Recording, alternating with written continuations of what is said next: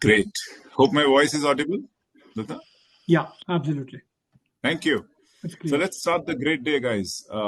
Good day to everyone from all parts of the world who have registered for the great webinar happening today. Hope you and your family are doing safe in the COVID times. Our best wishes are with all of you.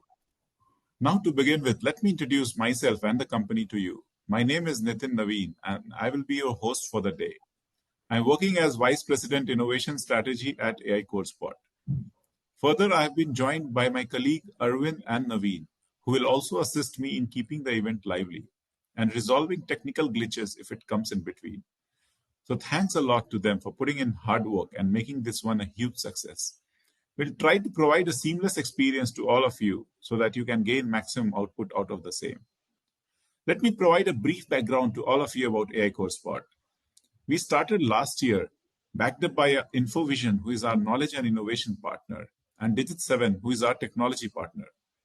Our mission is to serve as a hub for information regarding Industry 4.0 technologies, which includes all the emerging ones like AI, ML, deep learning, digital twin, robotics, IoT, AR, VR, blockchain, 5G, analytics, drone, edge AI, edge computing, cloud, and so on.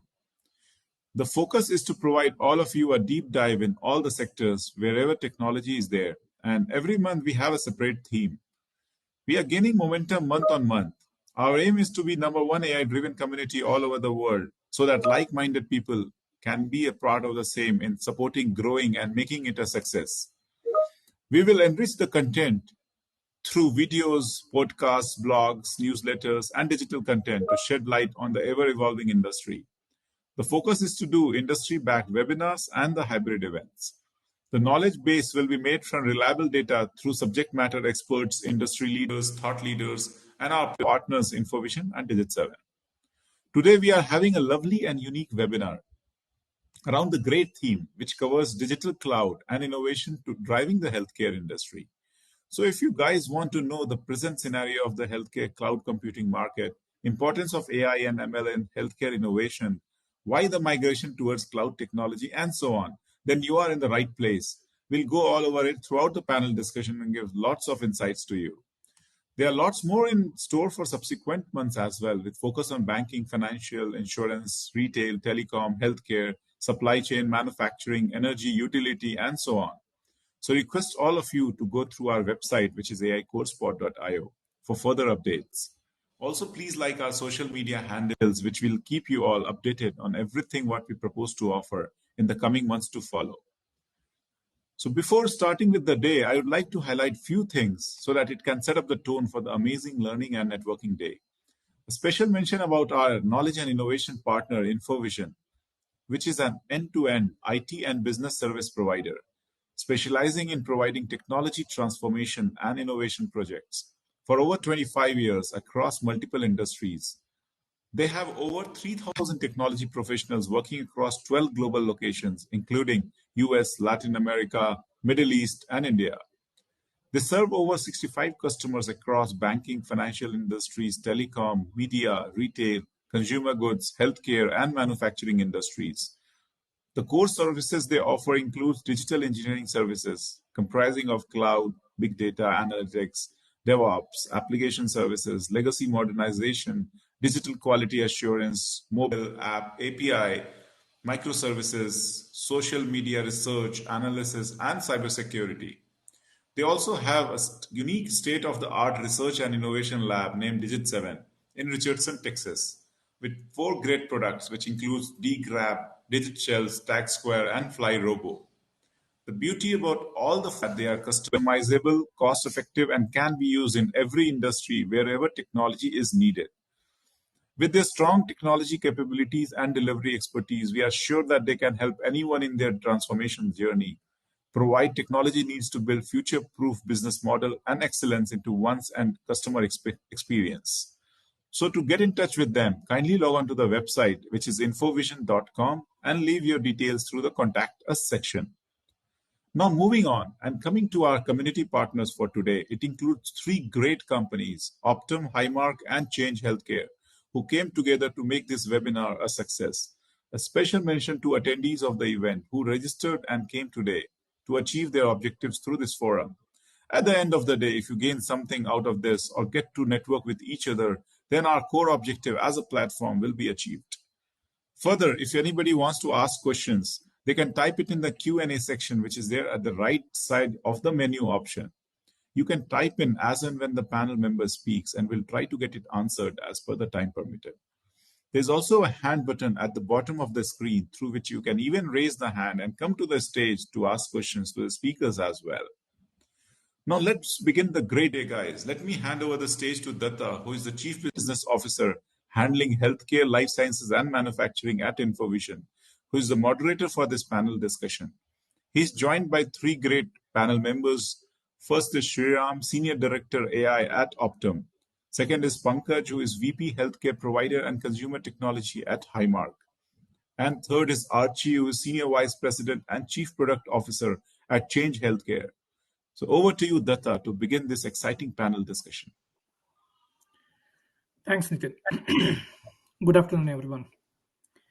Thanks to the audience and the panel speakers and everyone who has joined. See, this is a topic which is very, very, healthcare is close to my heart. See, if we really take off our professional hats, first, we are humans. Second, either we are parents, we have kids, we have siblings, and we are caregivers at some point in time. So we need to deal with doctors, hospitals, primary care, insurance, the whole ecosystem, right? So as people whom we are paying the premium, the first thing what we always look for is, as the technology grows, we want the cost of care to go down. Second, we need a affordable healthcare. Third, we want the care at the place we want and where we have a convenience. And the fourth, at least at some point in time, we have a quality of care which we all actually aspire for, right? One, we don't want to be signing up for the forms each and every time, the EHR forms, when we want to get the care. Second, we need not wait for 24 hours for the radiologist to go through the reports or the scans and then wait for the results for the further updates. These are really not too much to ask for, right? As a layman, this is what actually we look for as patients or caregivers. If you really see, according to the new market research published by the Markets and Markets, cloud computing in the healthcare is growing so fast that the global healthcare cloud computing market is projected to be around 89.4 billion by 2027, and today it is around 39.4 billion. And it is growing at a CAGR of around 17.8. See, this is just one foundational piece for what we are looking for. This is going to enable. And some of the statistics, very quickly, in 2021, the healthcare provider solutions segment accounted for the largest market share in this 39.4 billion. And by component, the services segment was the largest, and by the platform, SaaS segment was majority. And if you really see, in North America was the region with the largest market share in the healthcare cloud computing market. But even after spending so much, the question is, have we really progressed? Are we getting what we want? There may be some silos where there are improvements, but not reaching to everyone. But these are really big topics, and we can discuss days together. But in the interest of time, today we will focus on the health cloud computing, which is a very small but significant foundational piece, which can help alleviate some of these problems as we build onto it. If done right, and also enable in the right way between patients, payers, providers, and the others in the ecosystem. So, in order to discuss this topic, fortunately today we have a great panel speakers, Archie Mayani, Pankaj Jain, and Sriram Iyer, who are representing majority of the gigsa in the puzzle: healthcare technology, payer, and provider.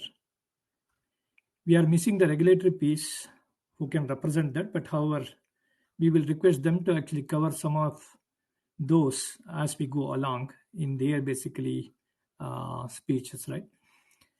So, what we will do is we'll get started. But before that, I wanted to give an opportunity for our panel speakers to introduce themselves for a quick 30 seconds.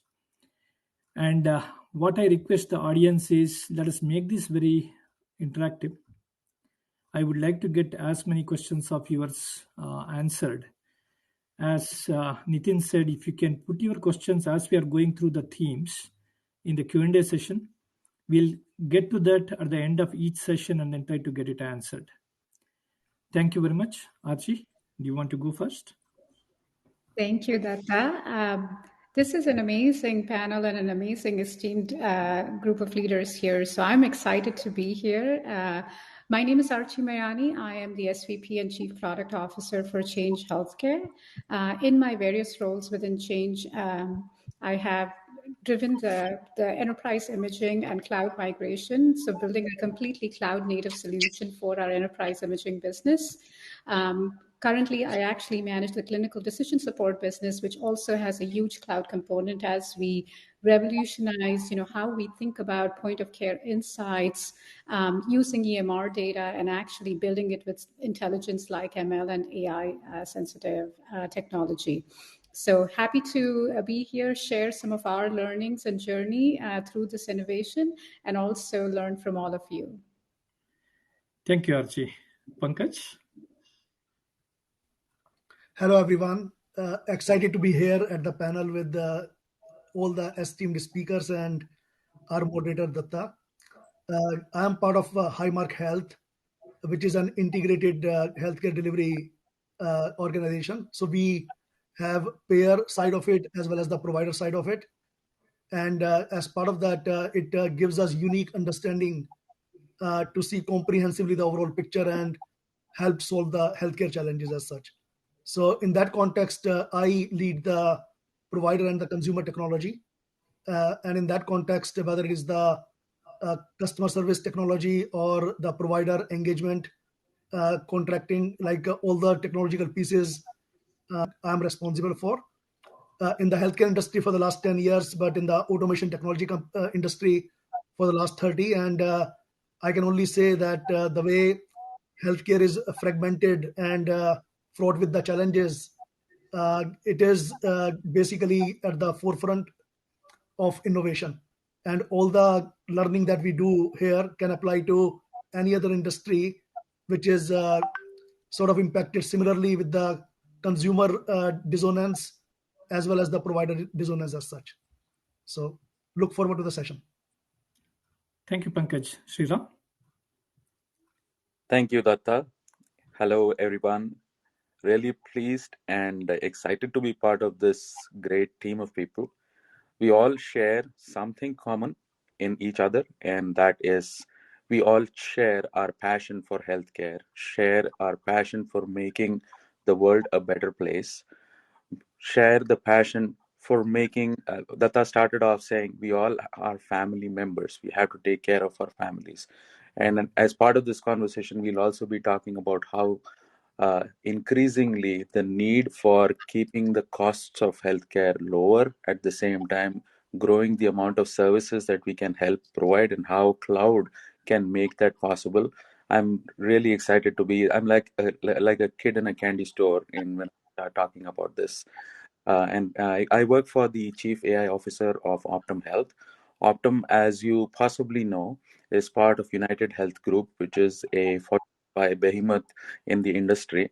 And it's no other better time than now to be part of the healthcare industry and helping bring innovation to bear and making sure that the next generation, we leave the world a better place than what we found it when we found it. That's where I am. Back to you, Tata. Thank you very much, Sriram. Arvind, can we get the first poll question up?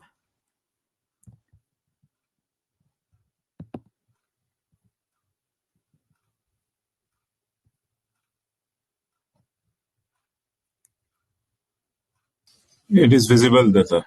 Okay, great. We'll wait for 15 seconds so that the audience can provide their inputs so that we can take the lead from there and get started. So for the audience, you need to go to the poll section to see it, and then just select the right one, what you think.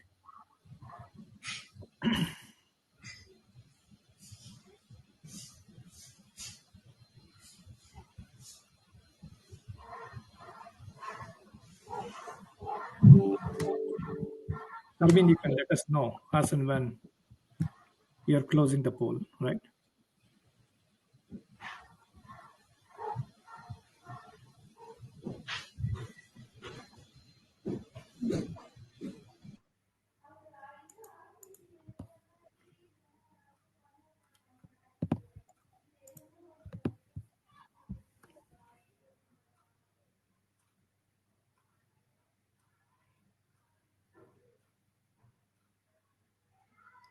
So 60% have shared that patient experience is the key.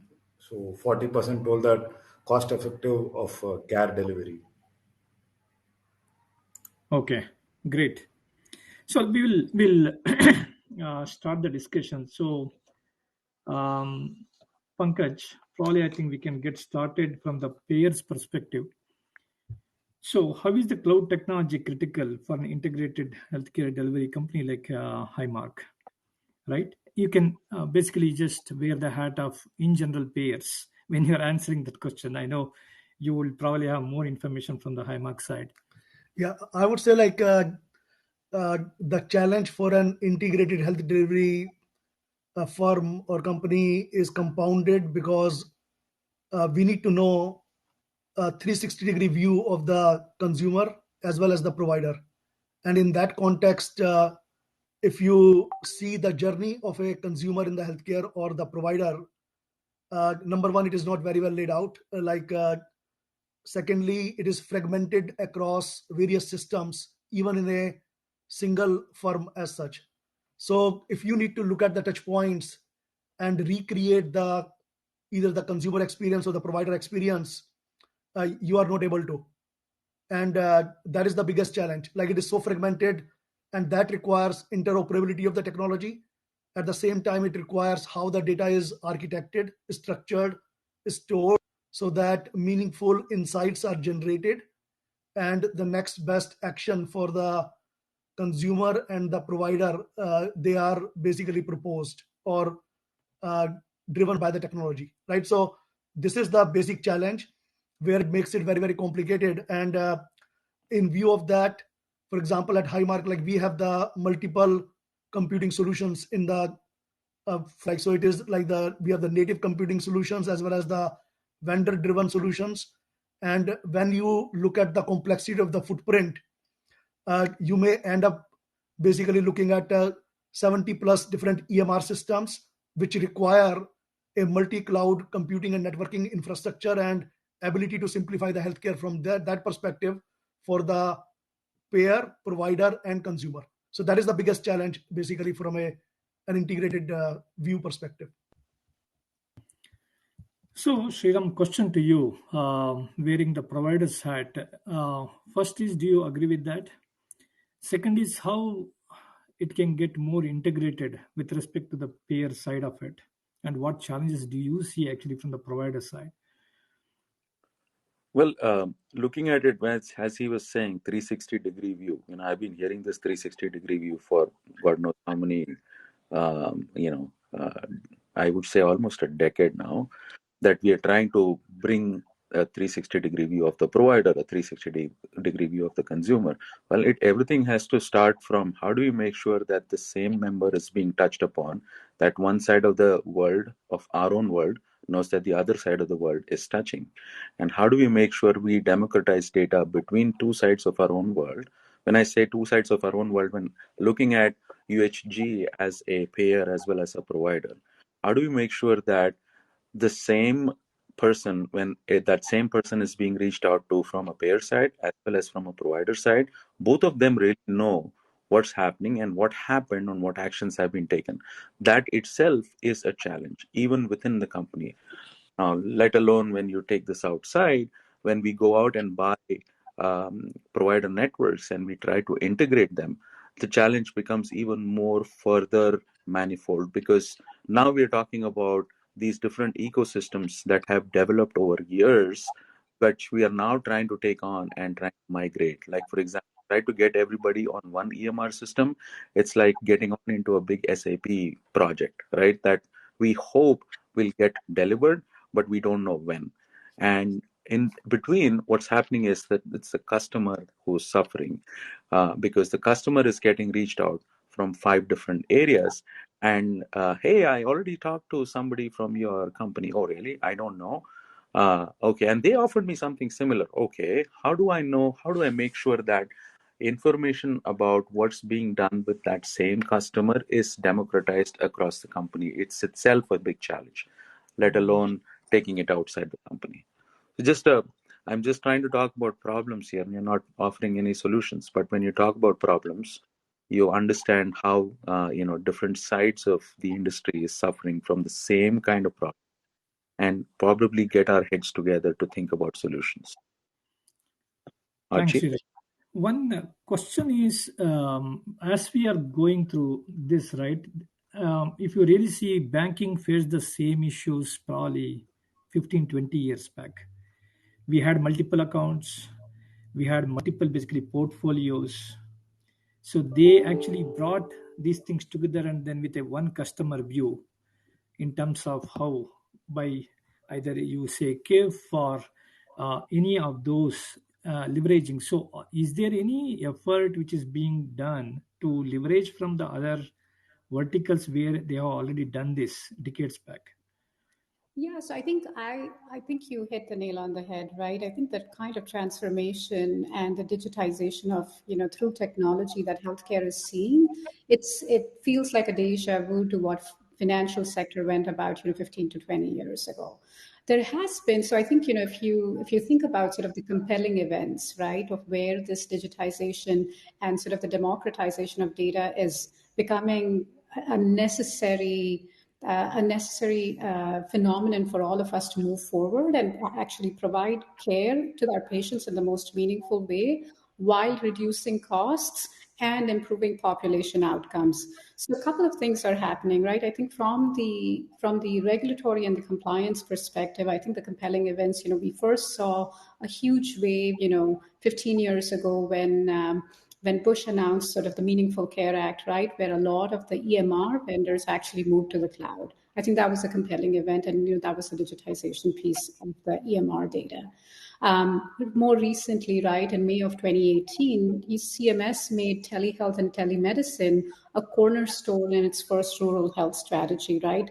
That's billions of dollars of investment and sort of, taking the United States healthcare system forward to be able to actually provide that kind of care delivery mechanism. You have to have the components of the delivery in the cloud, because again, I think we all talked about sort of the democratization of the data and the view that is central, and through that data, bringing forward those insights for the patient care. So that is one of the other sort of compelling event, if you will, for moving the technology forward, because there is a need, there is a burning need in the marketplace, driven by both patients, providers, and also payers for affordability. I think the other big compelling event that I think we've all sort of lived through, and so, we're still living through it, is COVID-19. So and I often say this, right, that, I've been in healthcare for almost 25 years, and I have never seen the pace of innovation as swift and the adoption as rapid as we've seen in the last 2.5 years. I'll give you an example. About 3 years ago, when I first joined Change, we were building a brand new product category for what most people understand as PACS, picture archival and communication systems, which is where all of your radiology images are processed and diagnosed.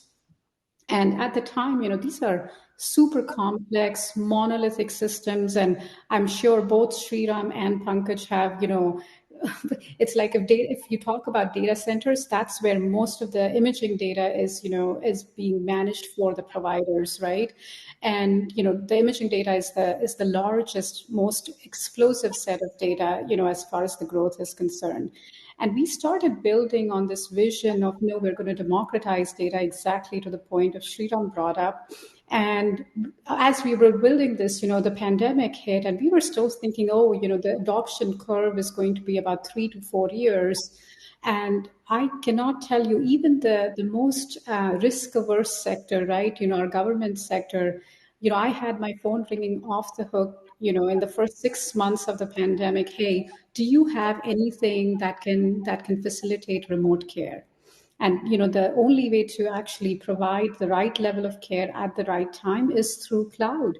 So we're no longer talking about, at least in certain areas of the healthcare, whether cloud is being adopted. I think it's almost accelerated in terms of transformation, and it's becoming sort of the key central hold of all of the technological innovation for all the right reasons, right? It's like, unless you have the data and you can draw the meaningful insights and have that the care delivery optimized, you cannot sort of feel like you're living in 2022. So that is sort of my assessment and my learnings in the last few years.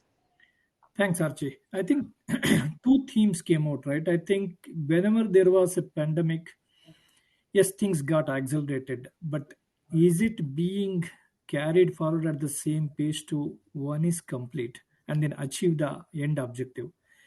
Second is, I think Sriram brought a good point. There are multiple EHR systems. Yeah, they are all, some of them are on cloud, some of them are on premise.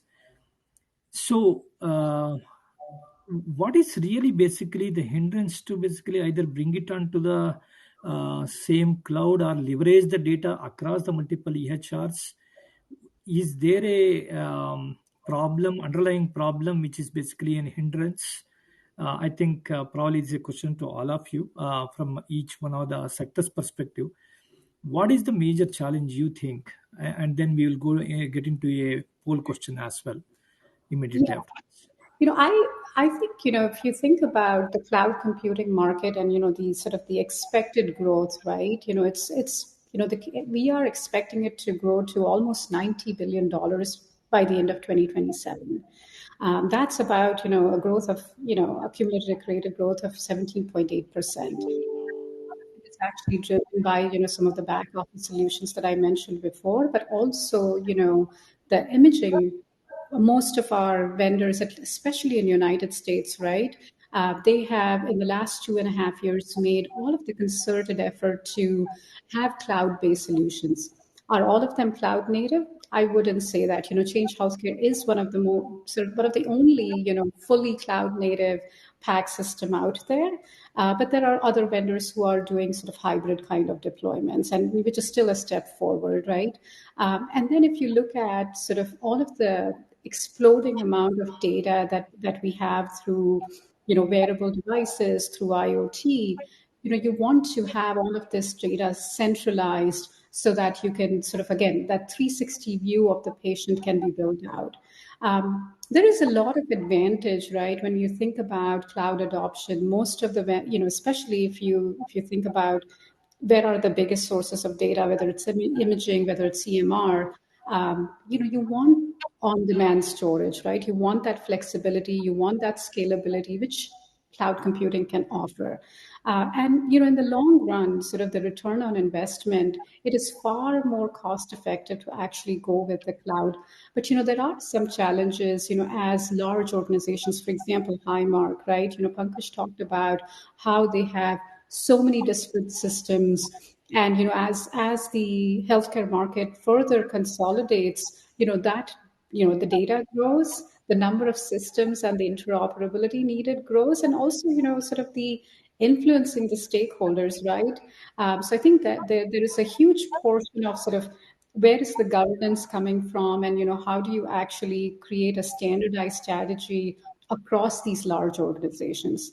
Then, whether real or not, right? There are certain myths around, data and PHI and security concerns. Now, we all know that, in terms of private cloud offerings, whether it's Salesforce or AWS or Azure, these are fairly secure, compliant systems, far more secure than a data center, which can be not only impacted by natural disasters and the likes of it, but even otherwise. I think that the level of security that the private cloud offers is far more poised to offer the kind of cyber resilience. I mean, if you think about how many malware attacks we've had just in the last 2 years, it's costed billions of dollars, right? Large healthcare systems like the HSI in Ireland, which is the country's entire healthcare system, that went down, right? And they had to pay about $45 billion to actually get it back up. So there are these myths surrounding sort of cloud adoption, which I think we as leaders have to do a better job to bring forward sort of the true capabilities of the technology. And then I think a big piece of I talked about governance earlier. A lot of our provider organizations, their financial models are set up as capex, and to be able to adopt SaaS based delivery solutions, you're asking these organizations to actually completely change the way they do their operations and financial planning. So I think it is a harder step to sort of get through. And then at the larger the organization, the more number of influencers and stakeholders to align. So I think there are those challenges for adoption. And again, I think right or wrong, there have also always been concerns of, especially with public cloud. Is my data going to be sovereign enough? Is it safe? Is it going to be used for other purposes? So I do think we have to, as the technology industry, I think we have to do a better job to define these guidelines, make sure that we are communicating our capabilities. But I would say these are the biggest barriers, really, in terms of adoption of cloud. Thanks, Archie. Sriram, I think since you have the pretty big establishment internally, you have both payer and then the provider side. There's one actually Q&A question also. How to strengthen security threat like cyber threat on the EMR data by Norma Bernier. So if you can address, because yours itself is a big cosmos, if you really see in terms of the way you are dealing with the data. I think Archie is coming from an external agency which is trying to coordinate both with payers and then the providers. But what do you think basically internally is the challenge? Where exactly is the bottleneck? Well, cybersecurity, I'm not an expert in cybersecurity. We're talking about cybersecurity here. While trust is a big problem, uh, it's very easy for you to hand out your credit card number on the phone, but it's very hard for you to talk about what your healthcare situation is. There is still a lot of, while we talk about telehealth, right? Telehealth has been enabled fantastically. Thank you, COVID, I would say, in that, for that perspective, to be able to enable acceleration of innovation and people coming in and doing so many things. I got COVID like last week, and I had a telephonic video appointment, which was even a year before COVID was not something that would have been encouraged. But I got my medication, everything done on the phone, and I personally could realize the power of what digitization and cloud has made possible. But at the same time, today, if I need to reach out to 10 people to say, hey, please take your medications on time, 5 out of 10 people, I am not able to reach out to them because they have prohibited themselves from being outreached for that one purpose. And that one purpose is because they still do not have that amount of trust that they can be outreached. But at the same time, the payment industry and the retail industry do not have that many challenges in terms of security in preventing people from being outreached So to a large extent, it's our responsibility as an industry to help spread a little bit more awareness on how uh, we can build trust, let people share their data, so that that will help democratize, and data democratization is all that is required as a major enabler for us to ensure that innovation happens. Today we can democratize data, we can democratize models, we can democratize everything that you have, but nothing can happen until that trust is built, and that's very important for us. So I think building trust is primary as far as I'm concerned, as I'm looking at the industry, looking at it from a UHG perspective, in being able to reach out to people, communicate, and make sure that care is delivered in a timely manner. Thanks, Sridhar. If you want, I can take a stab at the cyber resilience question. Yeah. So first things first, like I said, it's a perpetuated myth that cloud is less secure. There are so many levels of standards of security where, just as a really layman's example, in a data warehouse, you would have at least access to that data, to a large number of people versus, when you're storing your data in the cloud, I think you barely, one or two people can actually even have access to the de-identified data, right? And the other big thing that especially, the technology vendors are really focusing on to create, a cyber resilient infrastructure is adopting sort of the gold standards of high trust and SAPOX. So those standards actually really do drive the confirmation of, how secure, reliant, and safe your infrastructure is.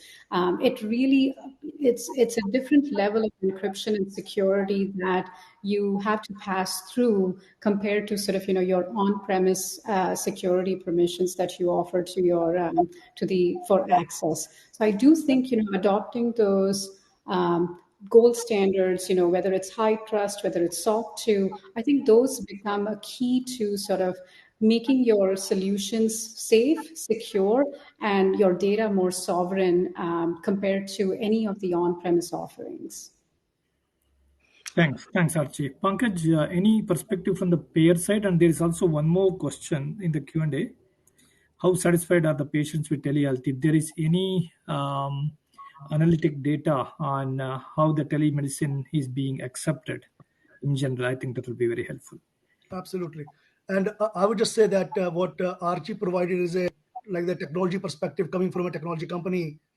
At Highmark, we do have, in addition to the payer provider, a technology company of our own, right? So I'll just try to balance a little bit that perspective, because from a technology perspective, you will think that cloud is the need of the hour, or it's like a death kind of situation, and if we don't get on the bandwagon, we will lose the whole perspective. But if you look at from the payer and provider side, the system and the current systems are so broken that there is a big technical debt in the first place.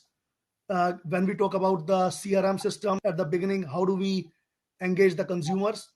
How do we engage the providers? How do we transact basically different real-time transactions and pass the data? The cloud mindset, whether we call it the cloud only, cloud first, or born in the cloud, that mindset is not with the industry that much. Like, so when you talk about the overall priorities for a payer or a provider, you say how much investment you are doing. Like from Highmark, we do over $1 billion investment in the technology annually. But if you say the cloud part of it, it will come as part of those applications, and the security, like most of these applications that you invest in, they automatically come with the necessary security, like the SOC 2, high trust, or HIPAA compliance, like all of that is built in. Otherwise, in the industry, nobody will buy those applications, right? But if you look at any healthcare company which is in the marketplace for 8 to 10 years, they have so many fragmented systems, and the technical debt is so huge that they need to modernize systems in terms of how do they bring the product and services to the marketplace, how do they engage the consumers, right? How do they engage the providers in terms of right from the contracting right up to their managing the basic data, and how do they communicate so that the patient eligibility, benefits, claims, the whole processing for the billing, etc., like that is smooth. So those are the challenges in the technology stack where most of the mind share is at present. And as we solve that, then most of those apps are coming with the native cloud infrastructure. And I think that is where the cloud computing and the like the multi-cloud computing and the networking will become the game name of the game as such. So just want to give you that perspective that that mindset has to mature and it will take time. The second part you mentioned about the telehealth, how patients are satisfied. So I actually conducted a research as part of my PhD dissertation on the digital health. And in that context, during COVID, we certainly saw, like as Archie mentioned, the rapid adoption of the digital health by anybody and everybody. And because like that was the only channel at times, and then it became basically as one of the acceptable channels.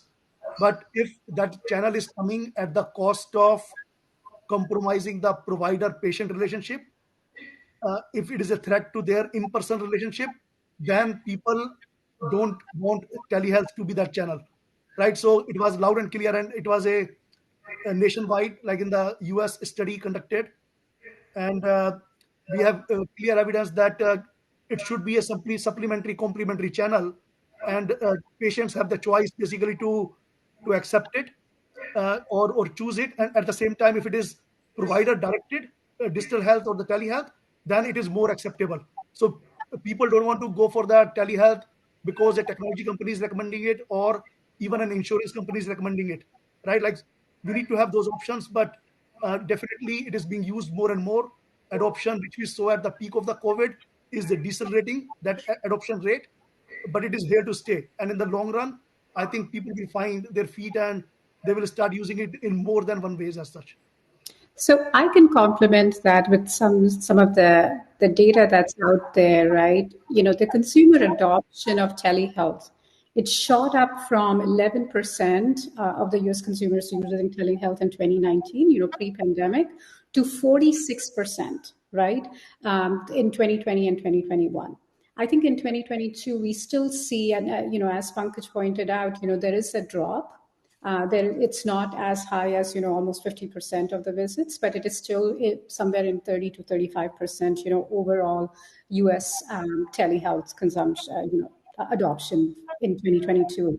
And so I think, as Pankaj mentioned, that, you know, while it may not be a one size fits all for all types of conditions, for all types of patients, you know, one of the big jumps that we see, you know, for example, things like oncology, you know, the patients, you know, who are going through chemotherapy, you know, they are barely able to, you know, there are, you know, the side effects and you know, the toll of, you know, interventions like that on the patient. You know, I think it's a widely accepted mechanism, you know, for oncology patients, for example. I'll give you my own personal example. I had a pulled back, and, you know, I was recommended, you know, physical therapy.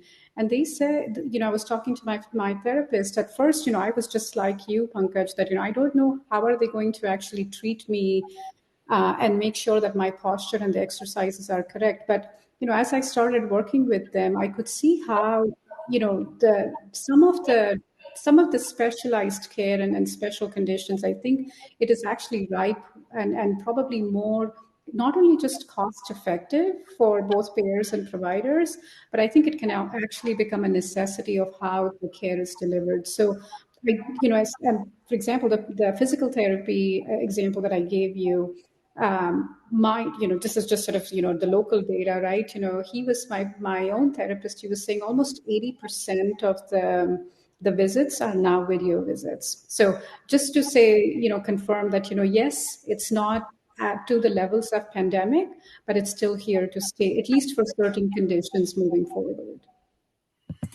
So, see, I just want to take the a further step here.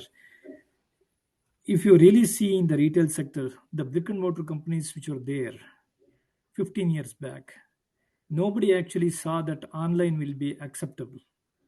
I don't have any affiliation to Amazon, but the way actually Amazon drove the whole change. Now, if you really see, many of them are buying online, and then you could see so many companies went bankrupt. Not only that, during the pandemic, Instacart and others, they become so popular where people don't want to actually go on and get their groceries or even the clothes. So, do Exactly. you really see that probably 5 or 10 years down the line, we are going to see many of the primary cares are going to actually close, and then you will be having more online or telehealth? I think at So least for the rural communities, right? I see that as a big component of advancement to access of care, right? So I do think, in the next 20 to 25 years, like I said, for certain conditions, I think, it is going to be sort of the more widely accepted delivery mechanism. And I think as we took to talk about our most underprivileged communities, our rural communities, I think those populations are going to continue to get served using telemedicine for sure. today, by 2025, and between 2025 and 2030, 73 million baby boomers are going to reach the age of 65. I Yes, don't think 73 million new people are going to enter the workforce by that time, correct. which means we will have less money and more mouths to feed, or less money and more people to take care of. So while hospitals cannot, retail hospital facilities cannot expand at that rate, and they won't be cost effective, it is the cloud enabled technologies, telemedicine, and so on and so forth that are going to help us deliver more cost effective care and touch more lives. So this, I I think, gets into. Oh, go sorry. ahead, Pankaj. Yeah, I just want to add additional perspective here. I think the parallel we are drawing probably is not well placed. So it is not primary care versus the telemedicine battle in the future. The battle here is uh, definitely the care will shift to the right denominator to reach to the patient rather than patients reaching out to the care. And in that context, the primary care transformations of the future and the community based care. So, like finding the care right in your community, finding the care right in your home, finding the care right in your primary care facilities, I think that will expand exponentially.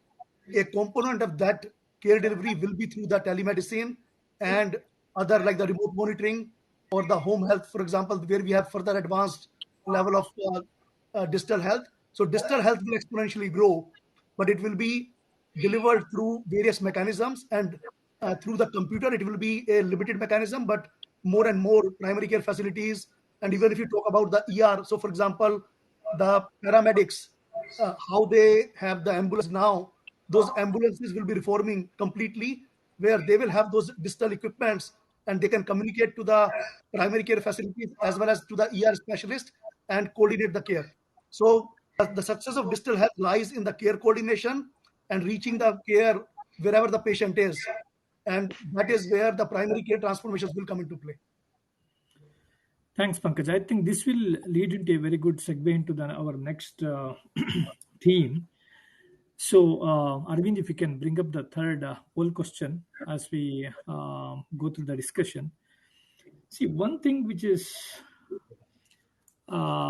just to actually extend to what Pankaj mentioned, there are so many gadgets out there which are basically collecting the data today, including the iPhone, and then there are Fitbits and so many. But still, there are not many channels through which it can go back to. Still, we are basically primary care centered, if you really ask me, right? Everything has to flow through them in order to basically refer to somebody else for the specialty care. So, what basically are the innovations which is being worked out from the provider space? Sriram, if you would like to start as we actually go through the next poll question.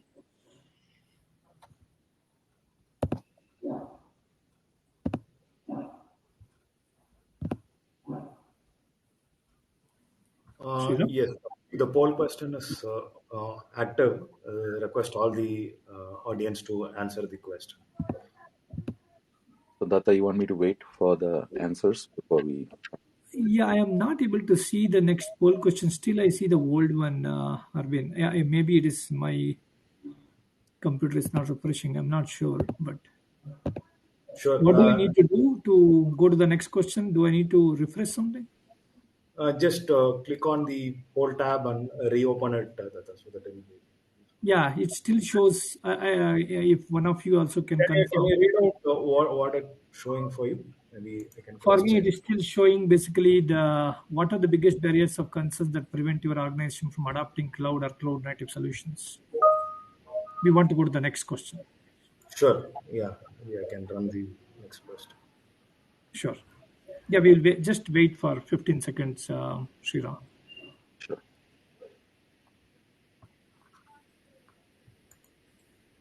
Yes, now it refreshed. Yes,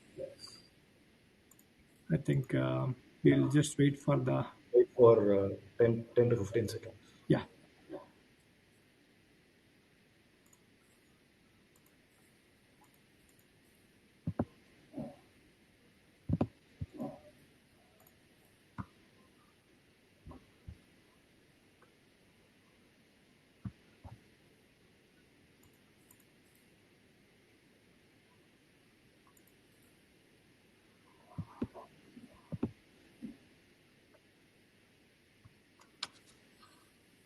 So 40% have told that implementation of new care model, value-based care, home health, and digital health, and 20% agreed on patient engagement technology, and 20% said that novel health insurance product service, and the other 20% told that clinical and life sciences innovation.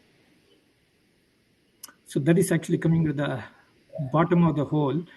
Okay, it is not too surprising, but I think what they are looking, what they are looking for is mainly everything to be shifted towards the home health care. That's what I think is the ask from the audience, right? So Sriram, you can go ahead, please. Yeah. So from a provider perspective, there are three perspectives that I'd like to offer. One is redesigning the site of care. The Texas Children's Hospital recently redesigned their entire hospital in such a way that any hospital room, care room, can be converted instantly to an operation theater, so that the patient does not need to be moved from that place to an operation theater, creating an anxiety in the mind of the children, right? So more and more, being able to do everything in one place is, one kind of innovation that is happening. The other kind of innovation that is happening is taking, as Piyush had mentioned, taking this care to the member rather than waiting for the member to come to the site of care, right? We're doing a lot with home health. We are doing a lot with home based outreach. The biggest challenge there is essentially finding skilled folks to actually work on those jobs. The dearth of nursing professionals is going to hit us hard when it comes to being able to take care to the site of where the member is. And the third is interoperability, being able to make sure that data is available across different systems, and the same member, when they're being touched upon by different people, have access to what other interactions that member has had with the healthcare system being made available for everybody else. A simple thing as somebody goes in to for a home health visit today. If I want that member to know, the nurse practitioner to know what medications are you really on, they actually need to go in and open up their medicine box and talk about, okay, here are the medicines I'm really on, and then go back and adjust the system to make sure that, hey, here is something that member is really on. But parallelly, on another hand, there's a medication review that might have happened for that member from a different part of the organization, and that medication review would have actually analyzed and gotten back and rationalized the medication that the member needs to be on, and adjustments might have happened, but the home health person does not know that that interaction has happened. Now, if data can be shared, can be made interoperable between these two systems, between two sides of the same company, I think that is going to be great, a huge thing that is going to help the provider sides of the organization better. more and more risk is being transferred from what used to be CMS to the health insurance companies to the providers and now ultimately to the members themselves. So how can that transition be made such that ultimately the member be responsible for their care, but at the same time the member is empowered with all the without having to wait for care being is made available as soon as care is being requested for. So the that's the kind of changing landscape of how providers are looking at innovation. Pankaj, your thoughts? Yeah, I would say like even looking at the poll and like where we are investing heavily. If you look at it, so certainly uh, in terms of the technology and the cloud computing specifically, like so you need at the front end basically you need to engage the consumers. That is where like the CRM and I would say the consumer portals, the sales portals. So like that side of that technology comes into play where you are able to say that you understand the customer or you recognize the customer and able to predict or anticipate their needs of the right products and services and engage them, right? So that is first side. Second part comes is the once you have engaged the customer, is the patient care delivery systems. So in that case, like the utilization management, care management, disease management, those systems need basically significant overhaul, and that is where we are investing. Third place where you say like the provider engagement technology, and that is where I want to focus because the poll shows very interesting result. Like nobody, and because it was only one answer, right? Like nobody opted for the provider engagement.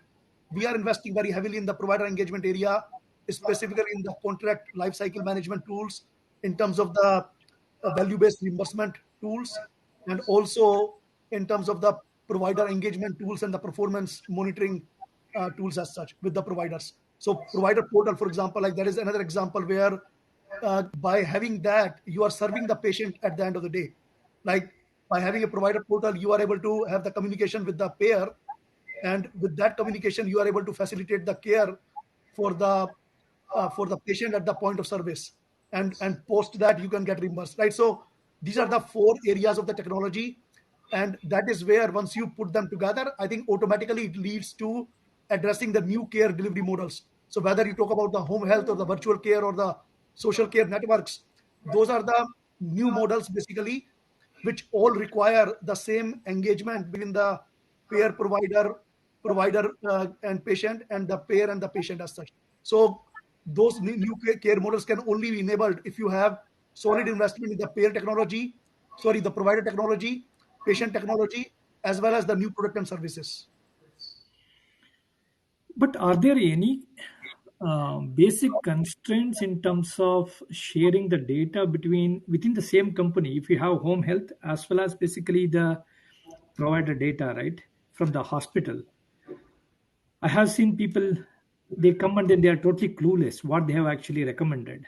So Agree. is there any challenge they need to maintain it as a separate two sets of data, or it is just basically the systems are not enabled to basically do the transfer of the data and then have it enabled? I think in the beginning, Shriram hit upon that part that the data is so fragmented in different systems within a single company, and when you say give me the longitudinal data for a single customer, you are not able to piece it together, right? So like even if it is identified in certain systems, the moment the journey changes from the consumer side to being a patient, and then let us say, and we haven't talked about on this forum like the holistic care delivery, which is about the behavioral health and the social determinants of health, like where you are further coordinating that care with larger number of outside entities, right? The community-based organizations and so on and so forth. So how do they all see the data? So if you talk about only the home health and the primary care health, I think the data can be seen there because uh, like the both the systems can pull the same data. But when you talk about the care journey and in that continuum, I think the data gets broken. So that is the bigger challenge. Thank you. Thanks, Pankaj. So, Archie, see, in terms of basically the amount of data which is being collected, and cloud can enable having big data and then you can expand it as it required.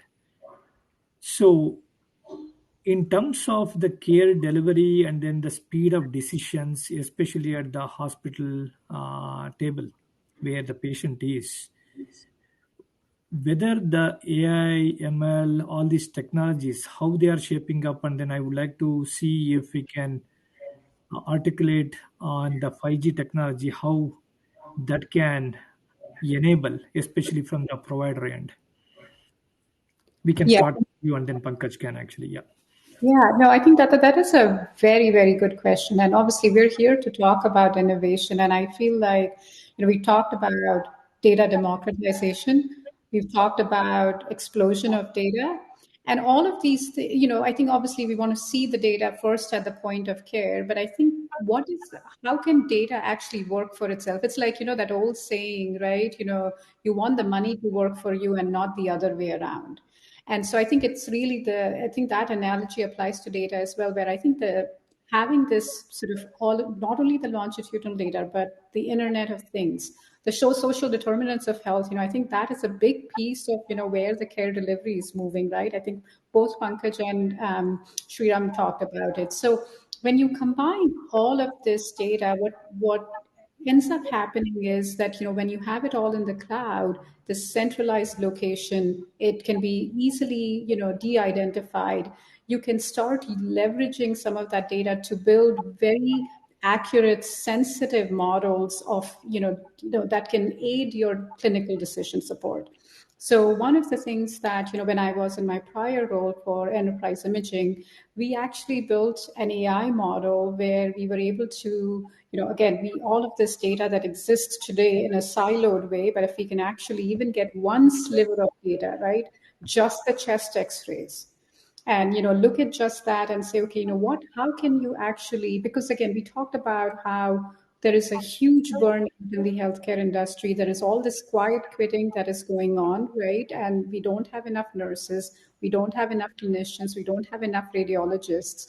So you want to build AI and ML tools for clinical decision support that can actually, that we're not trying to replace our clinicians, we're actually trying to take away all of the non-value added tasks that they do today, right? So, the model that I was earlier referring to, we built these model to just predict as these, in an emergency room, as these images are coming through, as these studies are coming through, which ones are the most severe impact, trauma cases that need to be seen first versus somebody who's an asthma patient, for example. So we saw that just by deploying this ML model, this AI model, we improved the emergency room times, turnaround times by 27%, right? So that's like a direct impact on your patient engagement and patient experience.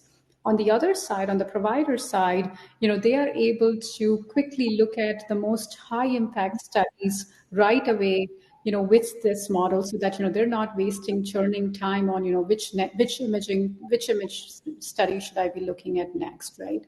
And then we actually came out with another AI model, which prioritizes, not only what you are studying, what the radiologist is looking at, and what he's trying to diagnose, but he pulls up sort of we talked about longitudinal history, right? So there is a longitudinal image history as well, right? So we pull up these prior studies so that we know that if there is a correlation, there is a trend that is going on for the radiologist, they don't have to look at it from multiple places. And then B, a lot of the times, because they don't see something in their current study, they will order a new study. That's a waste. That's what is impacting our healthcare costs. So we actually reduced, turnaround time for those studies as well, with positive findings by 17%.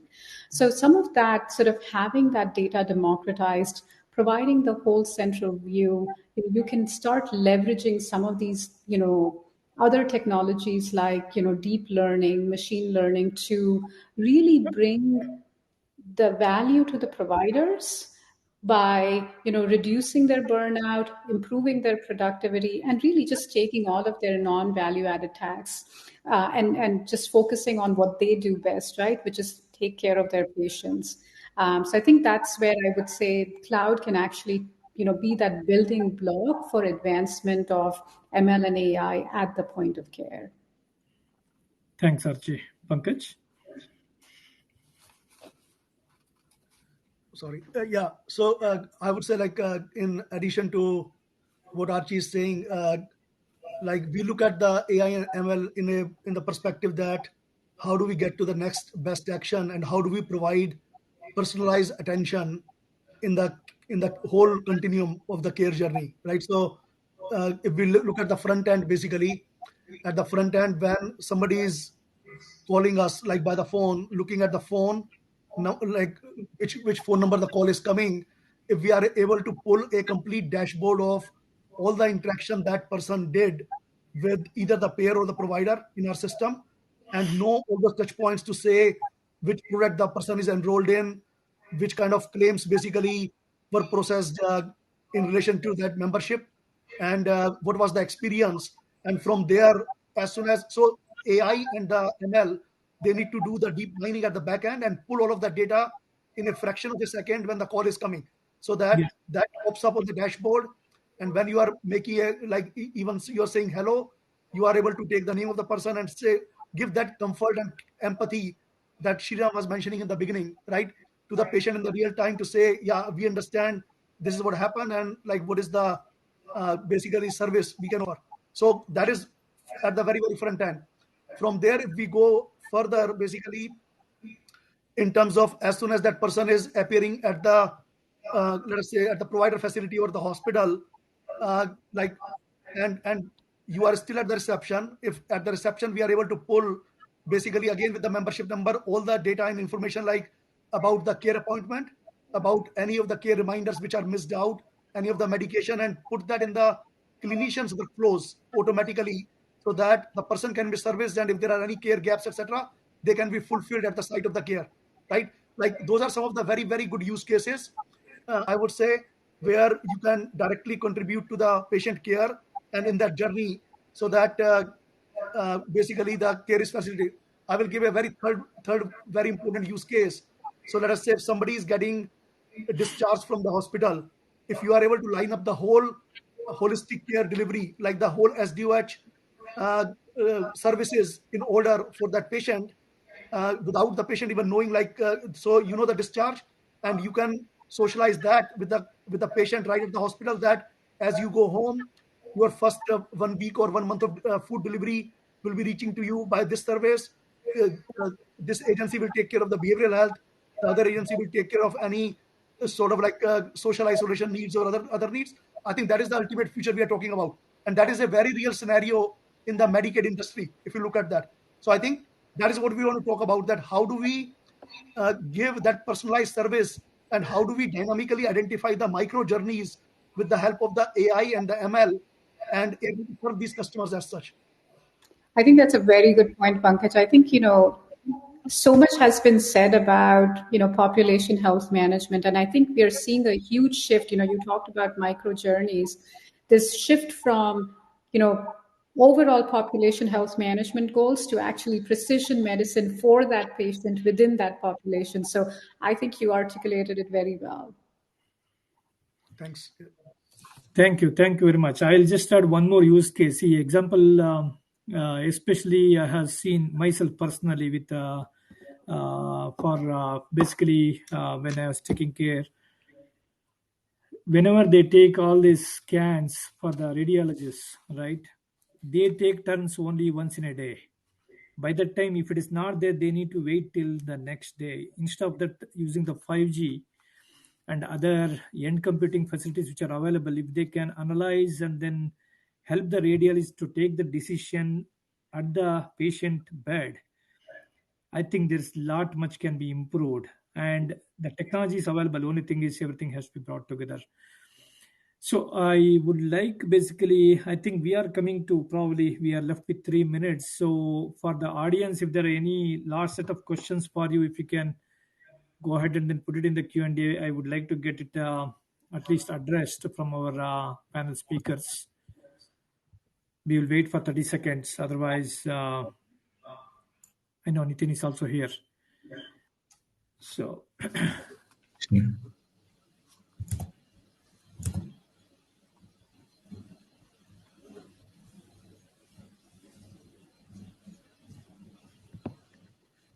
Great. I don't see any last comments, Pankaj or Archie, from your end? I would just mention one thing, that technology is as good as the people and the processes. And if they don't come together, right? If the, for example, the processes are not reflecting the new field models, if they are not reflecting the strategy basically from the organization, similarly, if the people are not reflecting the right behaviors or the change behaviors, then technology cannot be successful. So all of these three components and the pieces need to come together, and that is the biggest takeaway, I think, for us as an organization. And that is what is going to change basically the population health, and I would say like able to implement all of these new care models and help us with the healthcare sustainability in the future. Yeah, I think, Thank you.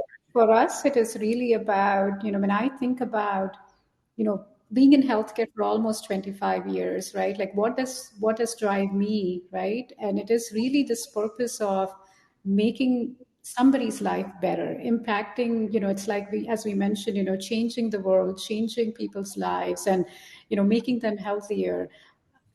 That purpose and that notion, I think it can be only taken forward with innovation. So whether it's innovation in through technology, or processes or people, it's like that triad needs to come together. And I think as a technology company, I think we have to always push the boundaries. Even when sometimes it's like that famous saying that Ford had, that if I asked my customers, they would have said, I want faster horses. So as our, from our perspective, from Change's perspective, it is really about us pushing the envelope and the innovation, even when, it may feel like it's a little bit out in the future, because the future is always here and we are building it ourselves. Thanks, Archie. I would like to conclude. See, I think Sriram mentioned the aging population is increasing. Whether we like it or not, the healthcare industry is at the personal capacity, right? And doctors and caregivers are burning out with the limited capacities they have. So I don't think there is any other way other than technology is going to be the forefront.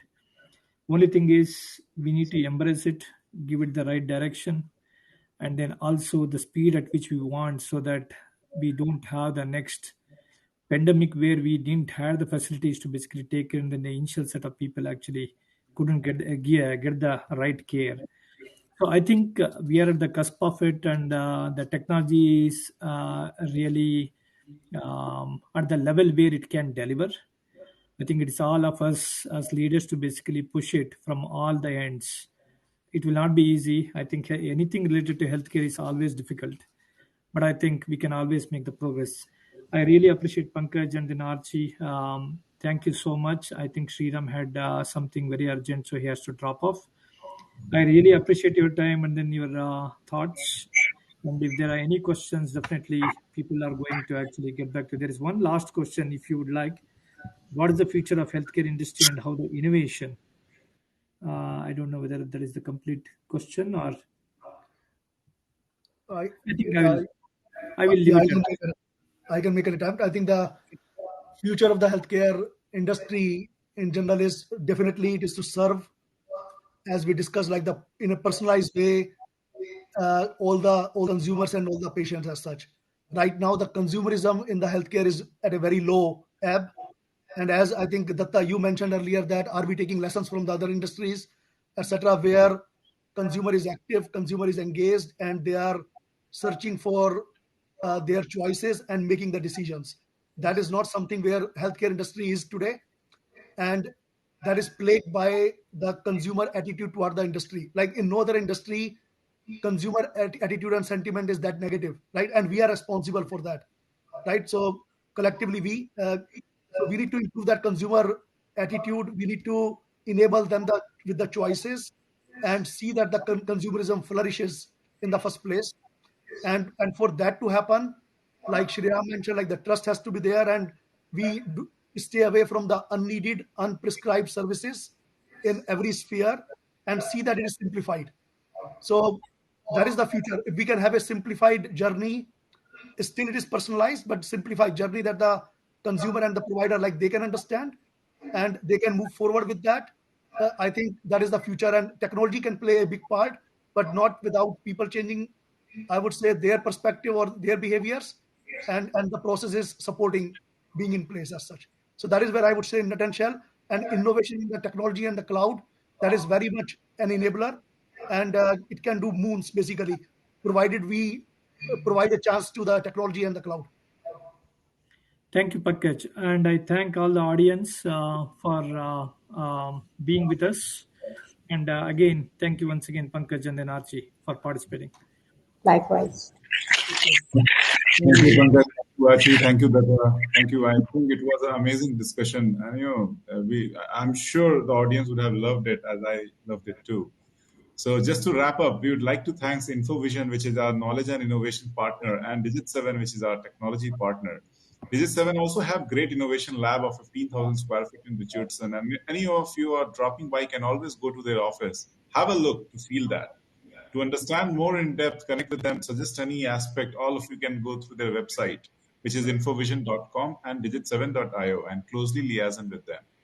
Also, we would like to thank our community partners, speakers, and attendees who came together for enriching knowledge through this forum. We had great set of panel speakers who came together to share thoughts.